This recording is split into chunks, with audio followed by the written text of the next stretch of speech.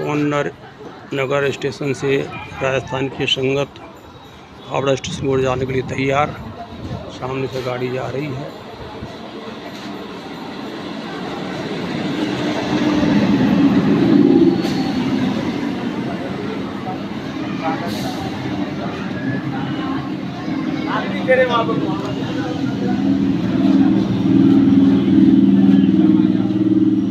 चलो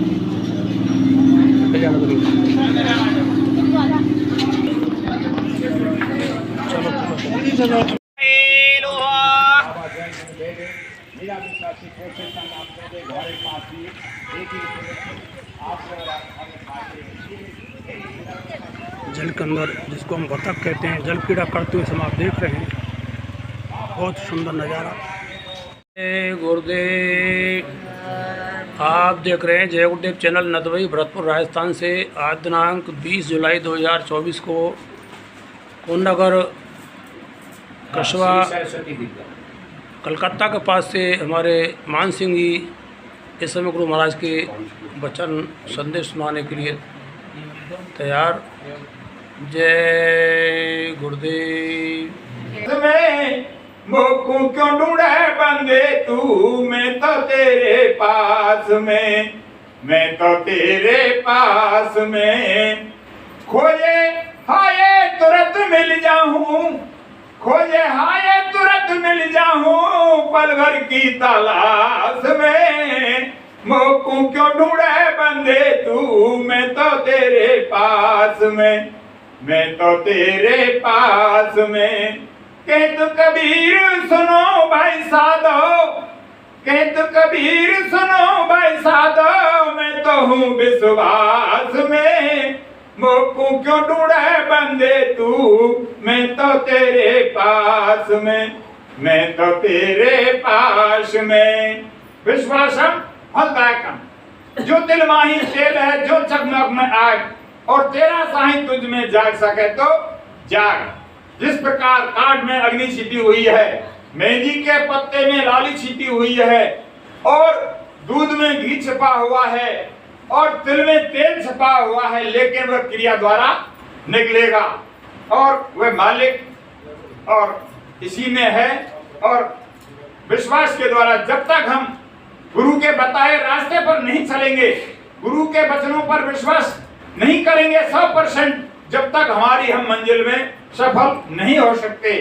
तो गुरु महाराज ने सब कुछ अपने मुखारबिंद से हमको आध्यात्मिक, सामाजिक, लौकिक, पारलौकिक सारा भेद बताया। हमने अपने में कितना ढाला, कितने पर हम चल रहे हैं, कितना हमने अमल किया, ये हमारे ऊपर निर्भर करता है। आज 6 दिन पाछे गए, किया ना गुरते हेत, और अब पछताते हो क्या चिड़िया छुप गई खेत। लेकिन गुरु महाराज ने कहा कि जिसको मैं एक बार देख लेता हूं उसको कभी नहीं छोड़ता हूं, कभी नहीं भूलता, और जिसको एक बार पकड़ लेता हूं उसको कभी नहीं छोड़ता हूं। तो गुरु महाराज ने हमारा हाथ पकड़ा है और ये उनका काम है किस तरह। लेकिन गुरु महाराज ने समझाया, ए बच्चों, एक समय ऐसा भी आएगा, मैं आपसे बहुत दूर चला जाऊंगा और चाहकर भी आप मुझसे नहीं मिल सकोगे। प्रेमी भाई बहनों, वह समय अब आ चुका है। उन्होंने बताया कि 2 तरह से मैं आपको मिलूंगा। एक तो मैं घाट पर मिलूंगा, जब आप सुमरन ध्यान भजन पर बैठेंगे तो मैं घाट पर मिलूंगा। और एक रास्ता बतलाया कि ये संगत बैठी है, ये सब मेरा ही स्वरूप है। संगत की सेवा गुरु महाराज की सेवा है, संगत का आदेश गुरु महाराज का आदेश है। और मेरे शाकाहार के संदेश को, सतयुग के संदेश को आप घर घर पहुंचा देना। कोई जगह, गली मोहल्ला, शहर, कॉलोनी, झुग्गी झोपड़ी, कोई ये नहीं कहे कि मैंने बाबा जय गुरुदेव का संदेश नहीं सुना, मैं भी समय से समझ जाता और मैं भी शाकाहारी हो जाता।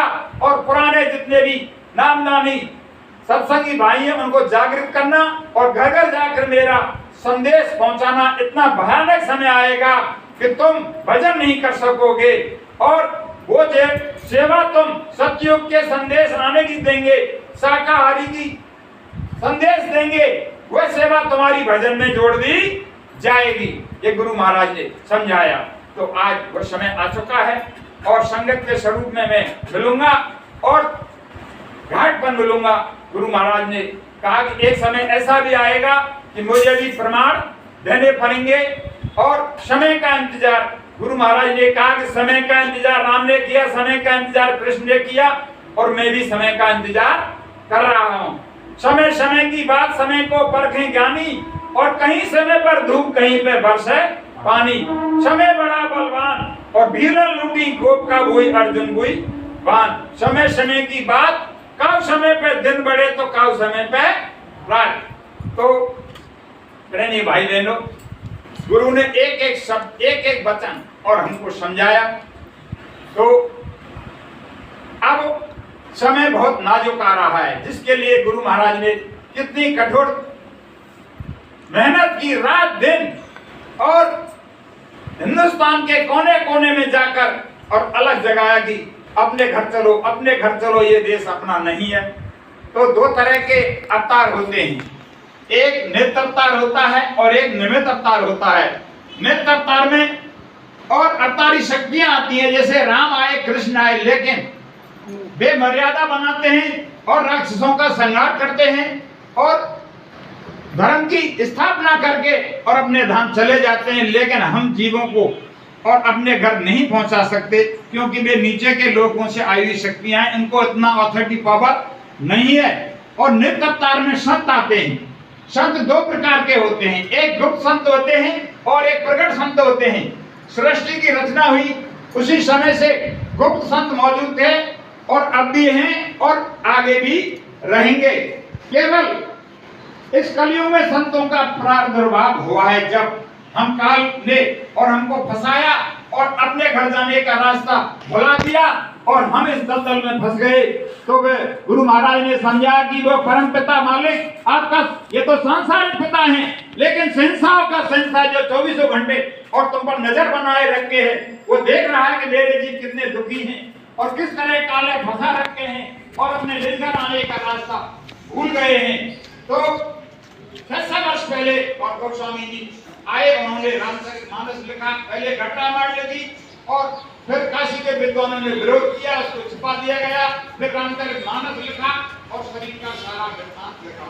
उसके बाद उन्होंने विचार किया कि इतना भयानक समय आएगा और कलयुग में 100 वर्ष की उम्र रह जाएगी और 100 वर्ष पे भी 60-70 पे भी पहुंच पाएंगे और जब श्वासों की पूंजी खत्म हो जाती है जल्दी, अनावश्यक चीजों में और व्यवहार में हम अपनी जो अमूल श्वासें हैं उनको खत्म कर देते हैं, उनका कोई मूल्य नहीं समझते हैं, तो उम्र घट जाती है और रास्ता भूल जाते हैं, शारीरिक शक्ति शरीर में नहीं रहेगी और आध्यात्मिक बात से लोग बहुत दूर हो जाएंगे।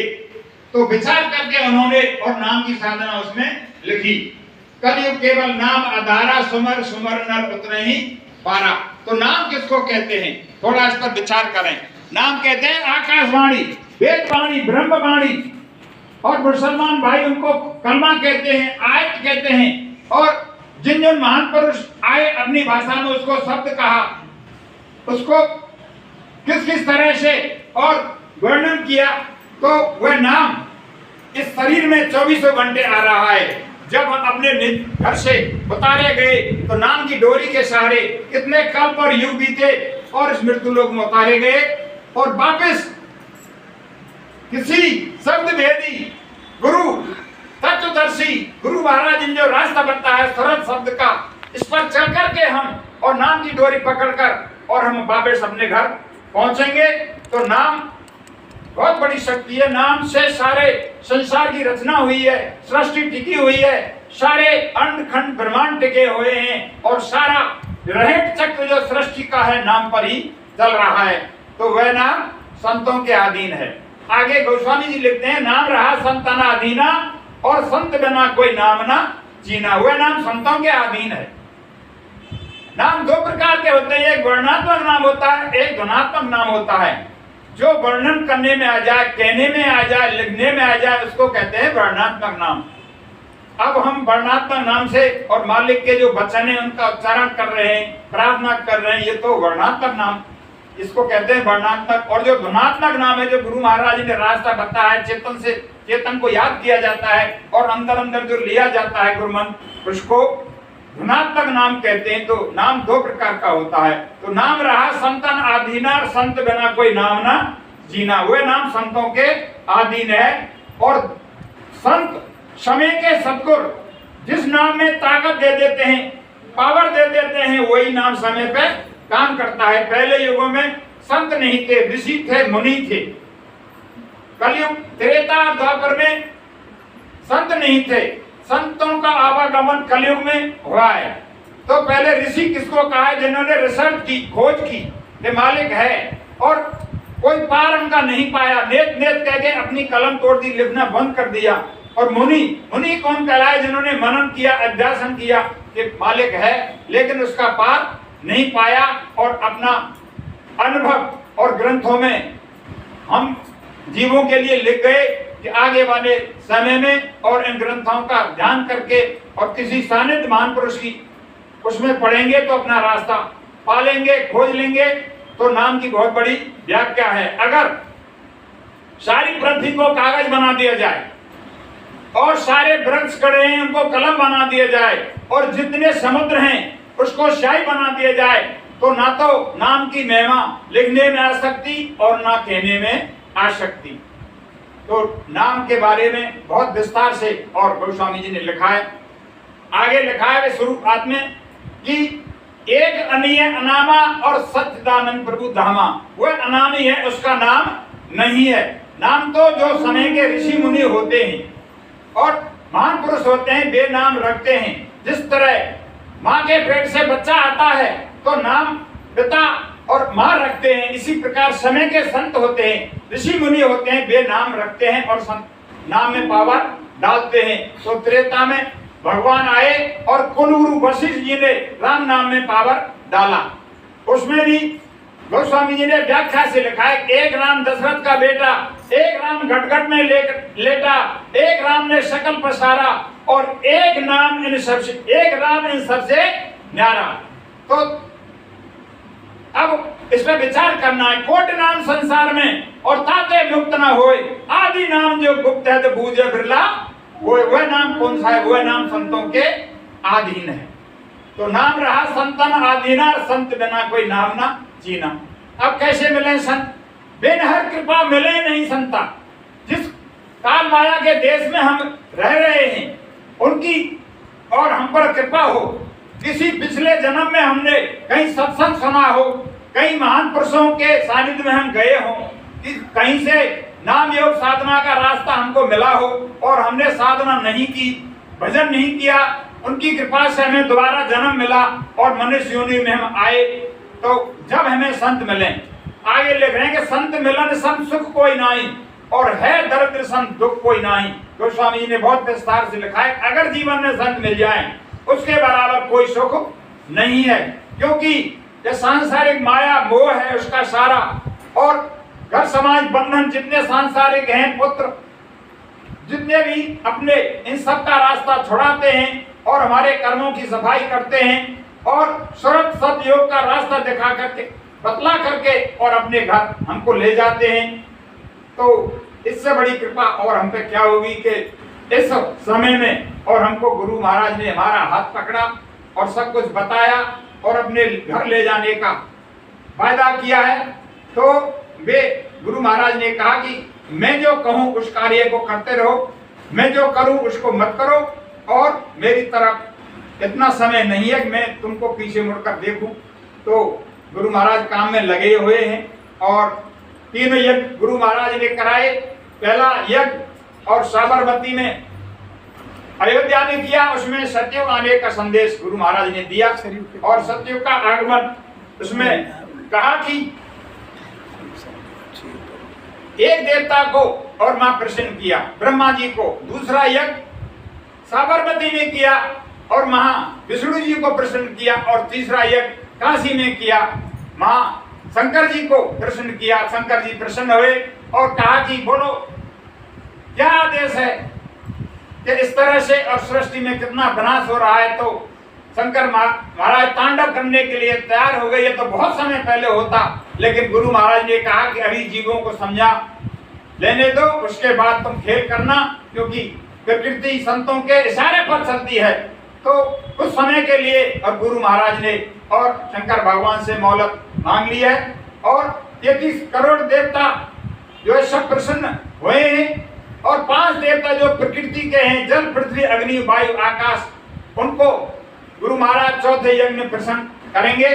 तो अब प्रकृति अपना काम कर रही है। जो फल, दूध, मेवा, मिष्ठान और सब चीजें प्रकृति ने हमारे लिए दी थी, उनका हम दुरुपयोग कर रहे हैं, क्योंकि हमने प्रकृति के बनाए नियमों का पालन नहीं किया। तो प्रकृति हमें दंड देने जा रही है। तो हमें बहुत सावधानी से और गुरु महाराज के वचनों पर, एक एक वचन पर अमल करके और अपने में ढालना है और उस पर चलना है।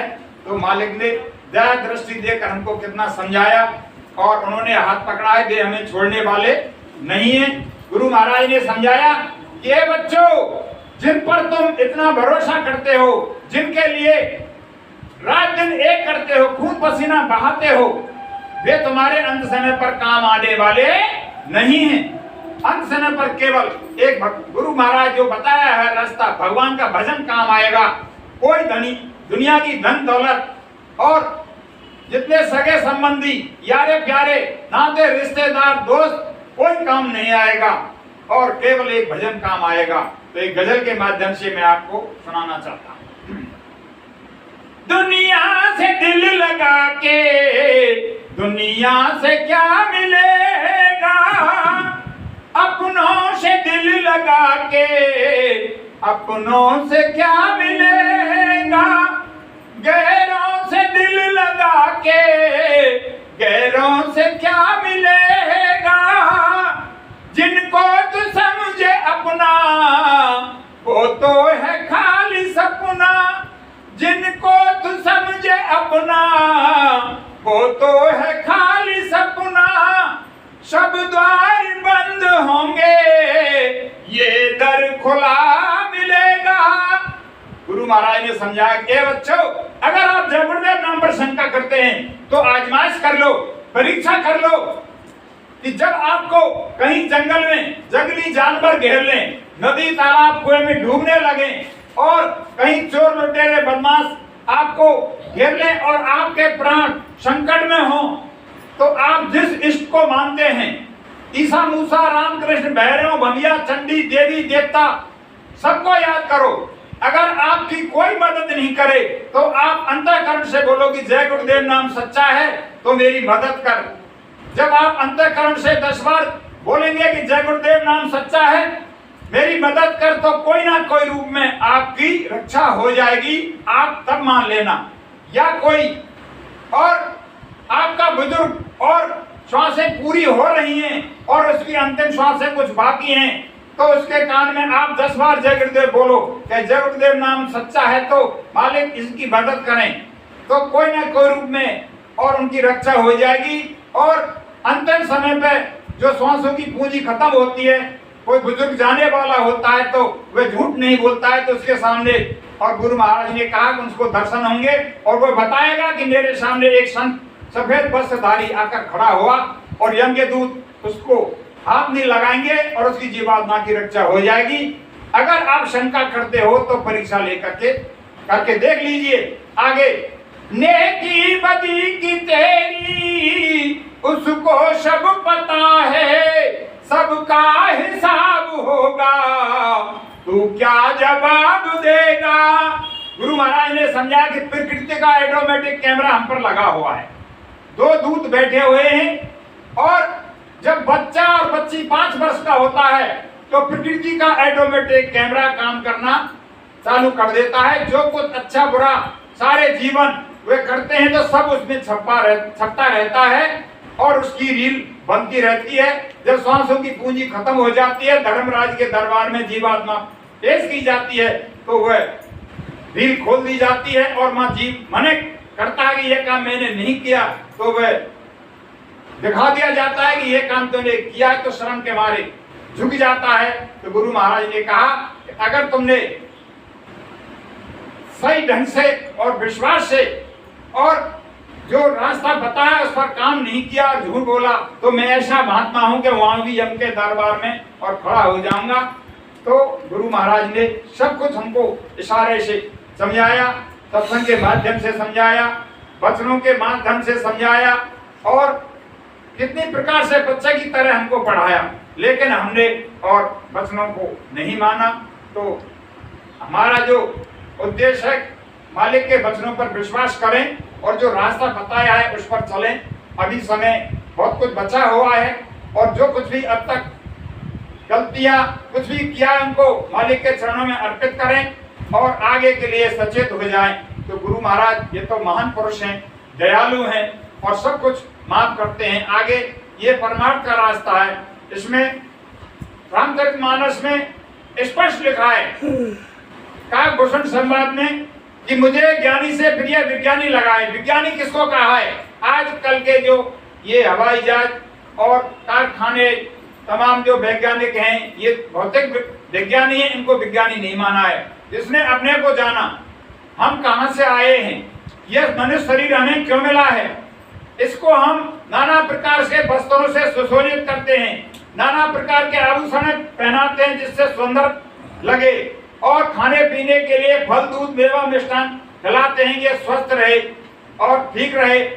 और इसके रहने के लिए हम बंगला कोठी अपनी शक्ति अनुसार बनाते हैं कि सर्दी गर्मी बरसात में आराम से रहे। और इसको घूमने फिरने के लिए बाइक घोड़ा गाड़ी का इंतजाम करते हैं। तो किसके लिए करते हैं? इस शरीर के लिए। और जब इसमें से श्वासों की पूंजी खत्म हो जाती है और समय आने पर यह धड़ाम से गिर जाता है और इसको फिर इतनी नफरत हो जाती है, जितने स्त्री पुरुष बच्चे यार दोस्त नाते रिश्तेदार सगे संबंधी इतनी नफरत करते हैं कि ले चलो इसको जल्दी जला दो गाड़ दो। इसमें क्या चीज थी? कहाँ तो थोड़ी देर पहले इतना प्रेम करते थे और कहाँ इतनी घंटा 2 घंटा बाद इतना ही नफरत हो गई कि मुंह देखना नहीं चाहते, 1 घंटा घर में रखना नहीं चाहते। इसमें कीमत किसकी थी? इसको जिसने जाना उसके लिए विज्ञानी कहा है। इसको मनोविज्ञान कहते हैं, आध्यात्मवाद कहते हैं। तो ये सब हमें सत्संग के माध्यम से प्राप्त होंगी। तो सत्संग महान पुरुष देते हैं। सत्संग देने के अधिकारी महान पुरुष होते हैं, वे सत्पुरुष के दरबारी होते हैं। उनका दिव्य नेत्र ज्ञान चक्षु खुला रहता है और क्षण क्षण में आते जाते रहते हैं और सब कुछ भेद मालिक का हमको समझाते हैं और अपने घर ले जाने के लिए और रास्ता बताते हैं। एक तो ये परमात्मा की जो मालिक की अंश जो जीवात्मा इसमें बैठी है और एक में मालिक सत्य है। तो इसको जानने के लिए, सत्य से सत्य को जोड़ने के लिए, जहाँ सत्य को सत्य जोड़ने की रास्ता बताया जाए, चर्चा की जाए, उसी को सत्संग कहते हैं। तो सत्संग कोई किस्सा कहानी का नाम नहीं है। तो ये काम संतों का और महान पुरुषों का है। तो उनके वचनों को किसी प्रकार से हम दोहराएं और उन पर चर्चा करें तो उसी को सत्संग मान लिया जाता है। तो 2 लाइनों में सत्संग की मैं आपको सुनाता हूं। सत्संग है ज्ञान सरोवर, सुख की खान बंधे, सत्संग से ही मिलते सचमुच भगवान बंधे। सत्संग है ज्ञान सरोवर, सुख की खान बंधे, सत्संग से ही मिलते सचमुच भगवान बंदे। सत्संग से होकर जाता है मंजिल का रास्ता, मंजिल का रास्ता। इस मंजिल के राही को जग से क्या वास्ता, जग से क्या वास्ता। सत्संग है ज्ञान सरोवर, सुख की खान बंधे, सत्संग से ही मिलते सचमुच भगवान बंदे। सत्संग से होकर जाता है मंजिल का रास्ता, मंजिल का रास्ता। इस मंजिल के राही को जग से क्या वास्ता, जग से क्या वास्ता। सत्संग की बहती गंगा सत्संग की बहती गंगा कर स्नान ए बंधे, सत्संग से ही मिलते सचमुच भगवान ए बंधे। सत्संग है ज्ञान सरोवर सुख की खान ए बंधे, सत्संग से ही मिलते सचमुच भगवान ए बंधे। सत्संग ही सच्चा सौदा है, सच्चा व्यापार है, सच्चा व्यापार है। परमार्थ प्रेमी जन का सत्संग आधार है, सत्संग आधार है। सत्संग की बहती गंगा कर स्नान ए बंधे, सत्संग से ही मिलते सचमुच भगवान ए बंधे। सत्संग है ज्ञान सरोवर सुख की खान ए बंधे, सत्संग से ही मिलते सचमुच भगवान ए बंधे। तो सत्संग का काम महान पुरुषों का है। वे सत्पुरुष मालिक के दरबारी होते हैं, क्षण क्षण में आते जाते रहते हैं, सारे सृष्टि का भेद मालिक को देते रहते हैं और उनका दिव्य नेत्र ज्ञान चक्षु शिव नेत्र जीवात्मा का थर्ड आई जिसको कहते हैं खुली रहती है और भूत भविष्य वर्तमान का उनको ज्ञान होता है। तो वे उनका काम है सत्संग सुनाने का और सत्संग देने का। तो सत्संग देने के अधिकारी कुल मालिक महान पुरुष होते हैं जो मनुष्य रूपी पोल पर आकर और हमको अपने घर ले जाने का रास्ता दिखाते हैं और अपने घर ले जा करके हमारे जो कर्म हैं उनको सफाई करके काट करके और अपने निज घर ले जाते हैं। तो ये उनका काम है। आगे गुरु महाराज ने समझाया कि बच्चों इतना भयानक समय आएगा कि आप अपनी और किस तरह जो श्वासों की पूंजी बची हुई है उनको इस तरह क्रियान्वित करके और मालिक के चरणों में एक एक समय एक एक दिन एक एक रात और लगाना है, क्योंकि श्वासों की पूंजी निश्चित मिली हुई है।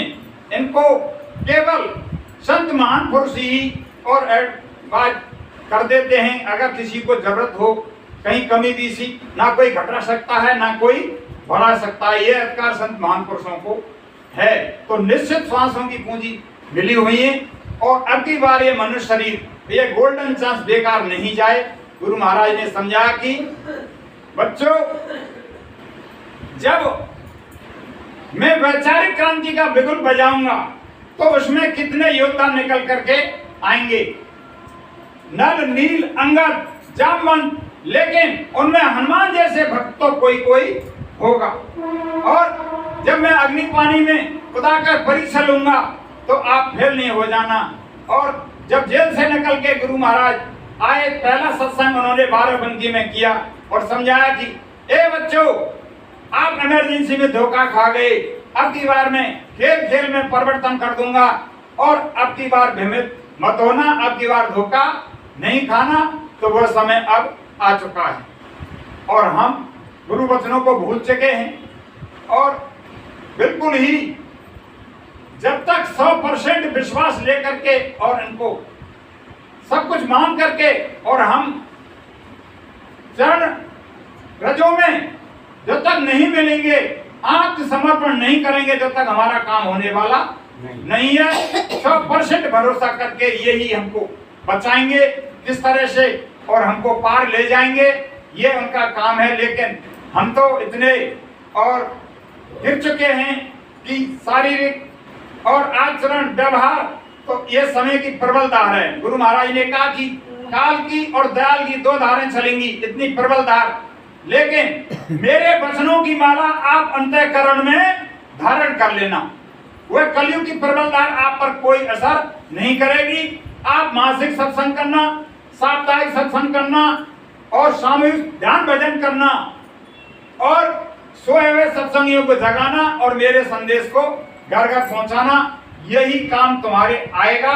और मैं हर जगह आपको घाट पर मिलूंगा और संगत में मिलूंगा। तो ये वचन गुरु महाराज ने फरमाए। आगे गुरु महाराज ने समझाया कि बच्चों, इतना भयानक समय आएगा कि आप विचलित नहीं होना और अपने काम में लगे रहना। तो अब समय और बहुत विचलित आने वाला है। कलयुग की प्रबल धार काम कर रही है, प्रकृति अपना काम करने के लिए तैयार खड़ी है। गुरु महाराज ने कहा, ए बच्चों, आशा तहां बासा, जिन लोगों ने देश की आजादी की अपनी कुर्बानी दी और अपना सब कुछ सर्वस्व त्याग दिया, वे पुनर्आत्मा जीवात्माएं और वापिस आ चुकी हैं और सभी शक्तियां और हिमालय की तलहटी में मौजूद हैं। वे अपना काम करने के लिए तैयार हैं और आदेश मिलते ही वे अपना काम करेंगी।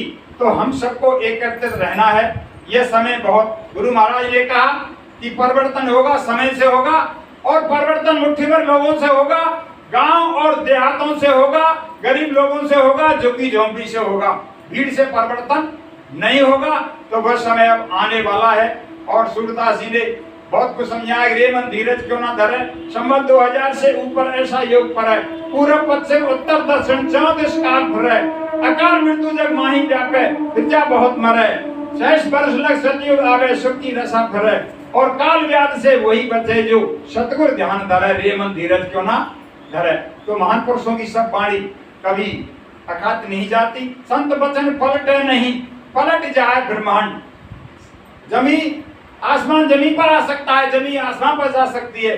सूर्य पूरब से उदय ना होकर के पश्चिम में उदय हो सकता है, ये तो हो सकता है। लेकिन गुरु महाराज ने कहा कि जो मैं एक एक बात और मन से कहूंगा, उधर इसमें से इधर से उधर होने वाला नहीं है। तो समय का इंतजार हम सबको करना है और गुरु महाराज की एक एक भविष्यवाणी और पूरी होने जा रही है। 1973 में गुरु महाराज 71 में कहा कि जब तक भारत में एक एक गऊ का कटना बंद नहीं होगा, तब तक मैं गंगा स्नान नहीं करूंगा। मंदाकिनी के घाट पर गुरु महाराज ने यह प्रतिज्ञा ली। तो ना तो गऊओं का कटना बंद हुआ और ना गुरु महाराज ने स्नान किया। आगे लिखा है कि सुने तो जाओ संदेश हमारा और दिल में दर्द है हमारे तुम्हारा। हमने तुम्हारे लिए जल से रचाए, गली गली में पर्चे बंटवाए, समझो ना तो फिर भाग्य है तुम्हारा, और सुने तो जाओ संदेश हमारा, दिल में दर्द है तुम्हारे हमारा।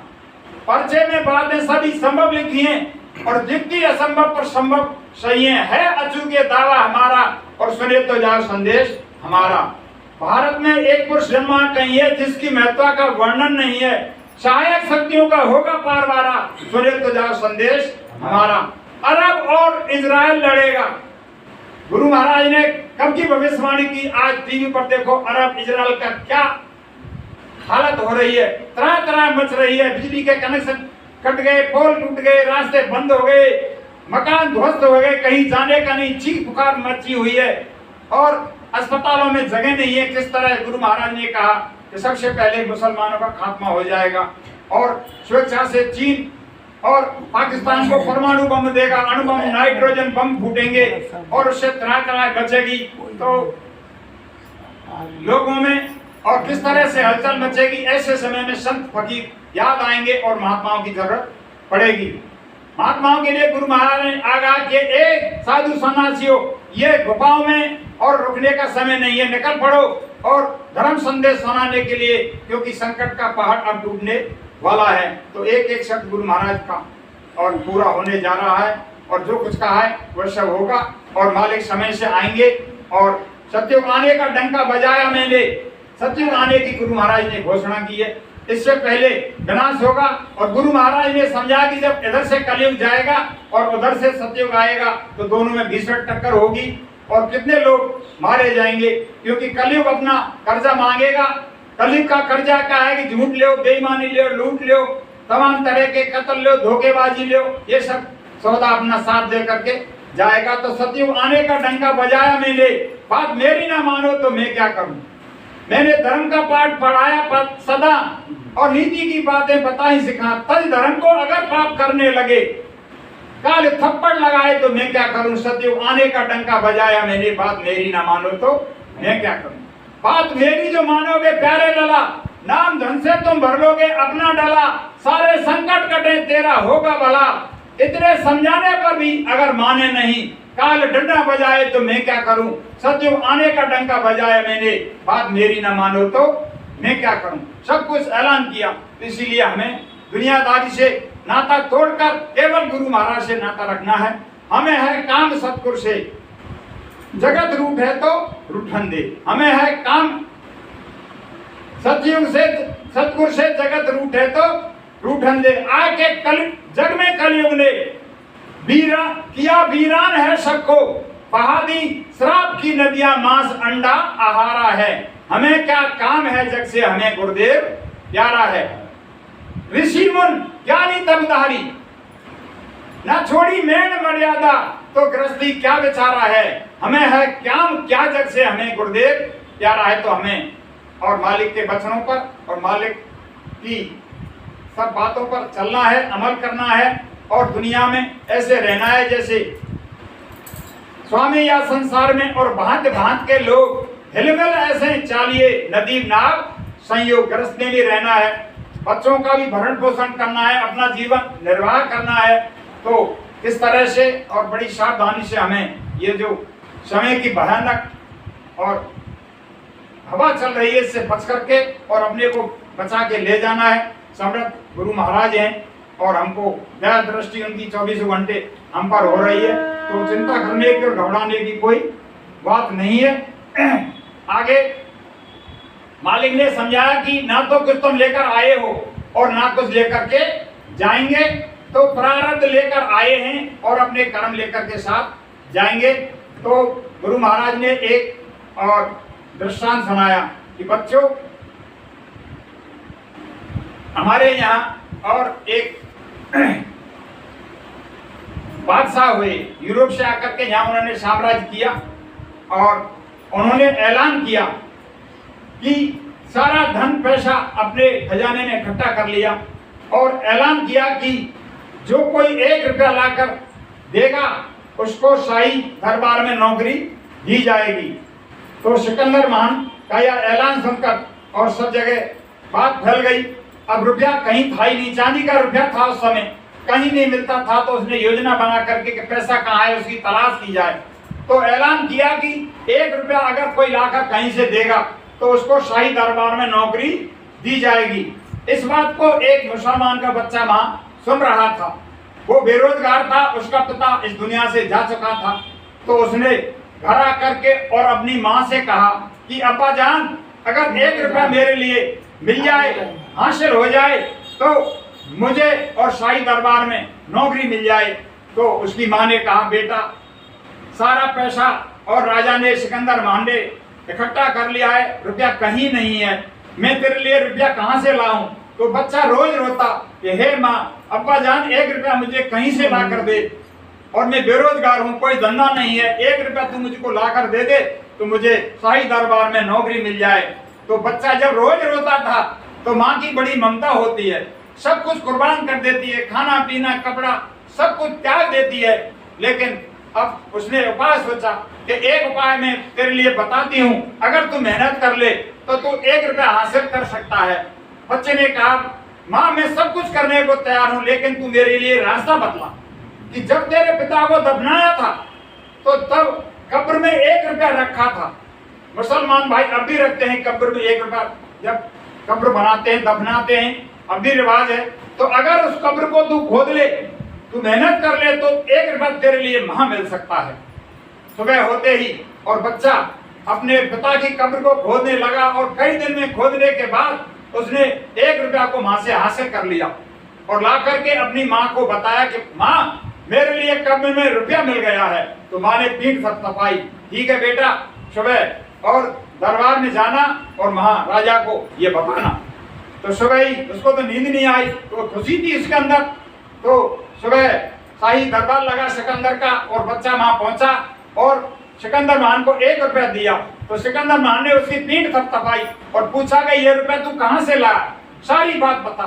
तो बच्चे ने सारी बात उसको समझाई कि इतनी मैंने माँ से विनम्र प्रार्थना की और मेरे लिए रास्ता बताया कि 1 रुपया कब्र में तेरे पिता के में है और वहां से खोद कर ले आ। तो सिकंदर महान ने सारी कब्रों को खुदवा दिया और वहां से भी 1-1 रुपया इकट्ठा कर लिया, शाही खजाने में जमा कर दिया। उस दिन बाद और जब वो अपने वतन को जाने लगा तो हाथी घोड़ा खच्चरों का सबरा माल खजाना लेकर के और अपने वतन के लिए चल दिया। तो रास्ते में और धूप में पड़ाव डाला गया तो उसके घुड़सवार और नदी में घोड़ों को पानी पिलाने के लिए गए।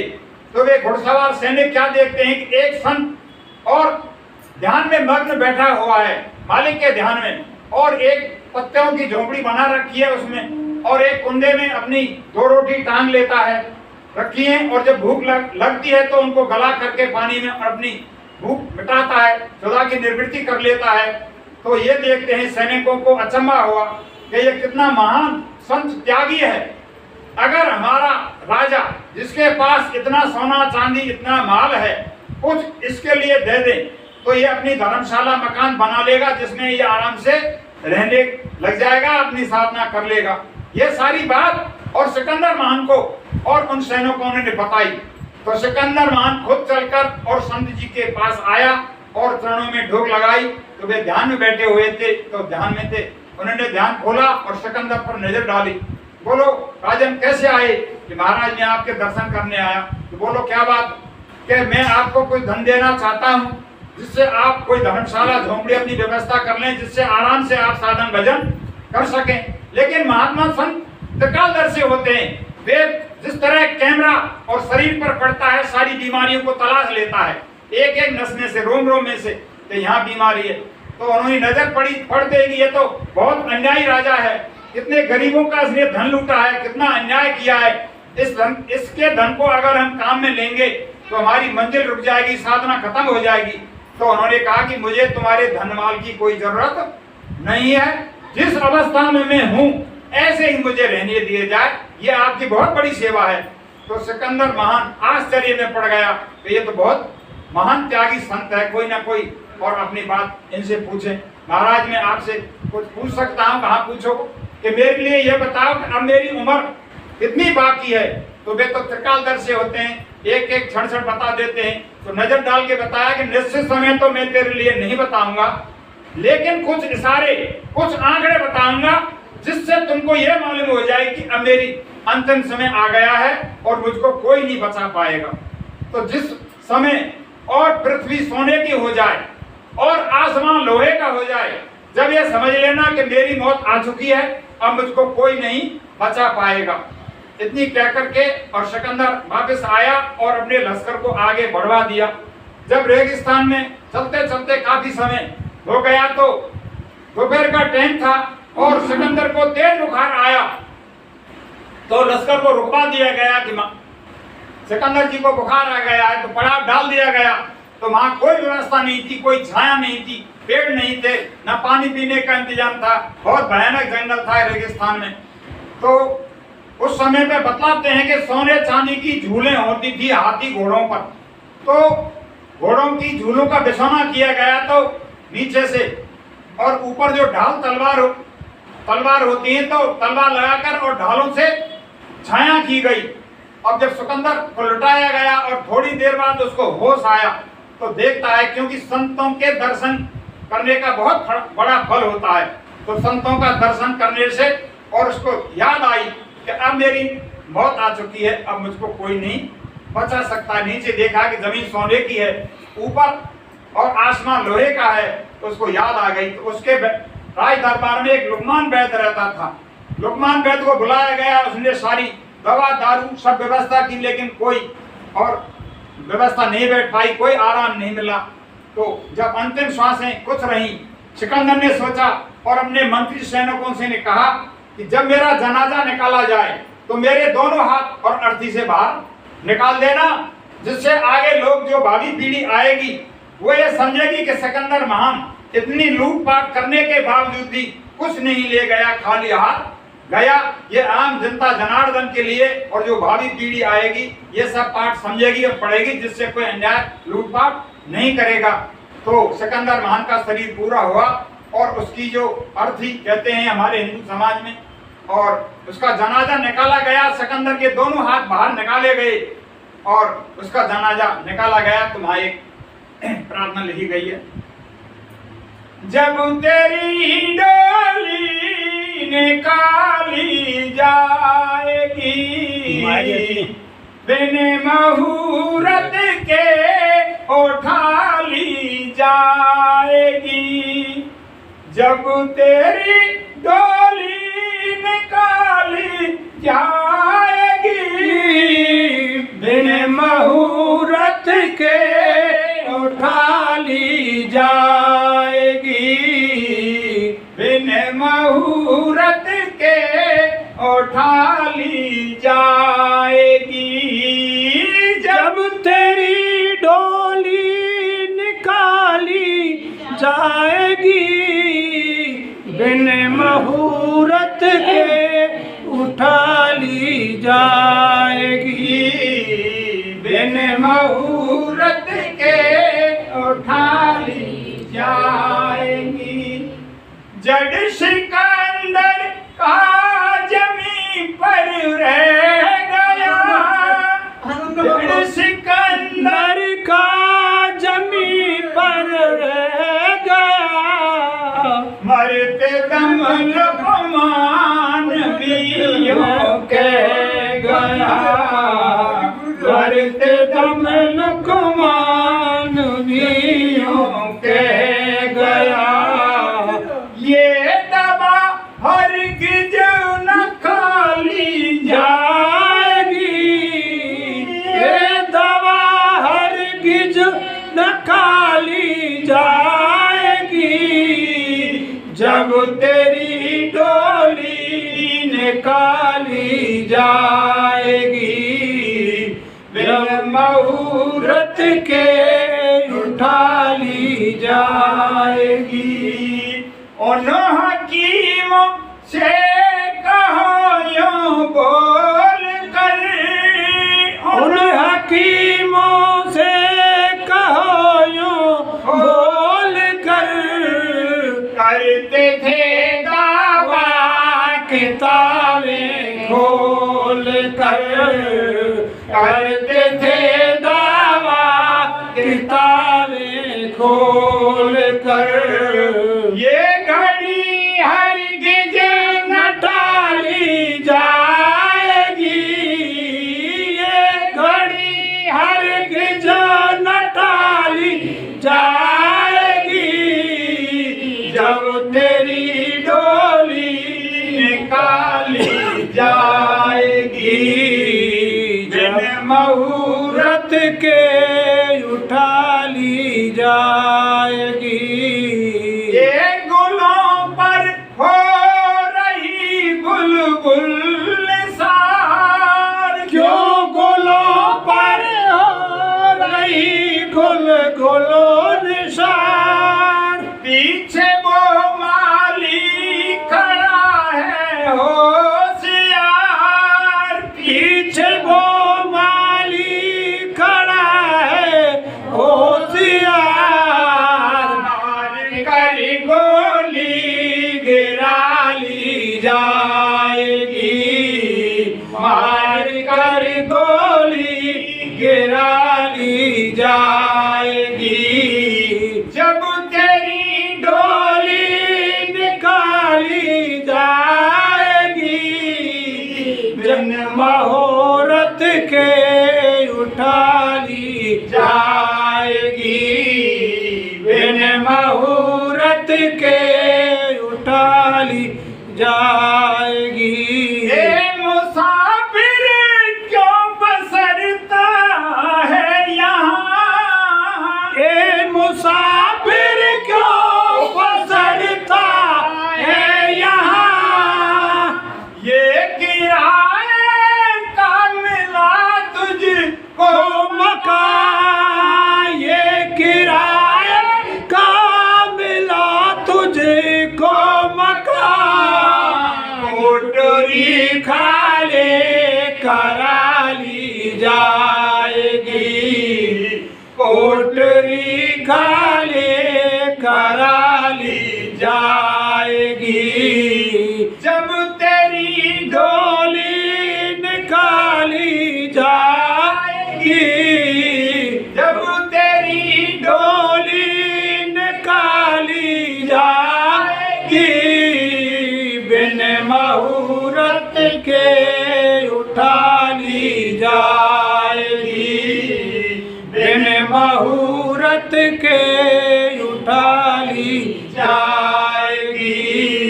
होगा जब परलोक में तेरा हिसाब, होगा जब परलोक में तेरा हिसाब।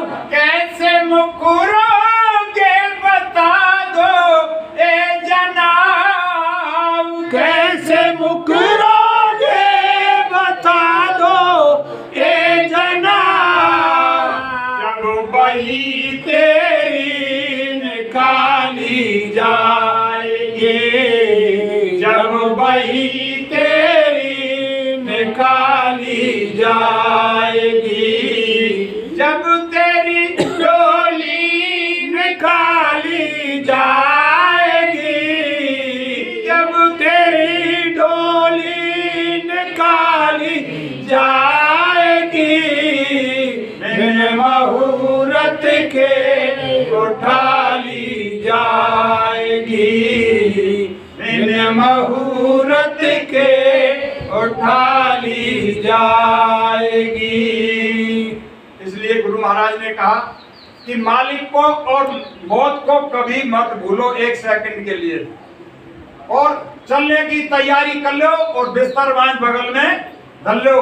तो जब उसका मालिक का संदेश आ जाए और चलने के लिए तैयारी कर लो, तो दो बातों के लिए बिल्कुल नहीं बोले। मौत कभी भी अपना और जो इसका काम है झपटा मार सकती है, सांसों की पूंजी खत्म होते ही।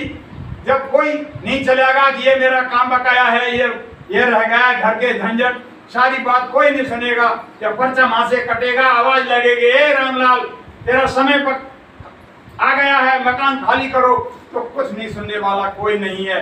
यमदूतों की इतनी भयानक शक्ल होती है, इतनी बदबू उनके शरीर से आती है, रोंगटे खड़े हो जाते हैं, इंद्रिय शिथिल हो जाती हैं, जबान लड़खड़ा जाती है, कान सुनना बंद कर देते हैं, रोंगटे खड़े हो जाते हैं, आंखों में से आंसू की धार बहती है, और हम समझते हैं कि हमारे माता पिता किसी को याद कर रहे हैं, किसी की मिलना चाहते हैं, और वे यम के दूत इतने फरिश्ते इतने भयानक होते हैं, उनको देखते ही रोम रोम खड़ा हो जाता है। तो ये सबसे बड़ा दुख और जन्म और मरण का है। आगे गोस्वामी जी लिख रहे हैं